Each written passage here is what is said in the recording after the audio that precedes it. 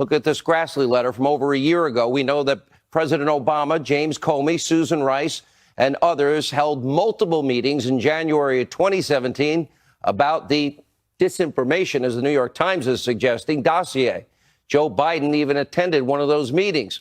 And as I told you last week, by the time this is all said and done, creepy, crazy Uncle Joe and Obama himself, they'll need to be answering some questions. For example, what did they both know and when did they know it?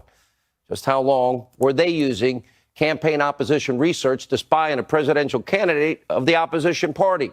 Recently, former Obama Deputy National Security Advisor Ben Rhodes, he looked pretty nervous when pressed about these very serious questions. Watch this spin. Take a look. Do you think they're going to find anything? No. No. With their investigation? No. Look, I can't be clear enough about this.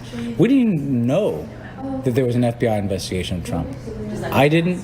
President Obama didn't. We actually abided by the firewalls between. If there were any investigations that took place, those decisions were made in the Justice Department, in the FBI, not in the White House. They will find nothing that suggests that there was any political White House involvement in any of that. I'm going to take your word for it. We'll have more of my opening monologue in just a minute. But first, joining us with the very latest developments surrounding the deep state's rampant abuse of power during President Obama's final months in office, our very own investigative reporter, Sarah Carter. Sarah, a lot breaking here. And as all of this information slowly now gets revealed, it is going to be a very different story for the country. Absolutely, Sean. What we know now is that Senator Grassley, Senator Johnson have sent a letter to Attorney General William Barr asking those very questions. They want him to probe deep into what was going on between Peter Strzok and Lisa Page and the text messages that went between them, basically looking to recruit potential sources within the White House. I think this is something that also other committees are looking into as well.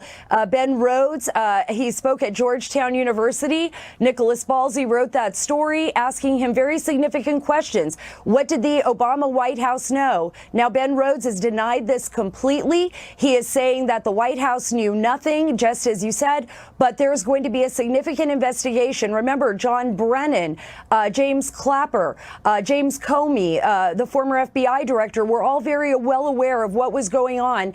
And according to sources that I've spoken with in the intelligence community, there would be no way that President Obama would not have been briefed on some of this, considering this was a potential candidate for the presidency during the beginning of the investigation and then after he became president. So I think that there's going to be a lot of questions being asked and a lot of people having to answer them. All right, Sarah Carter, thanks for that report.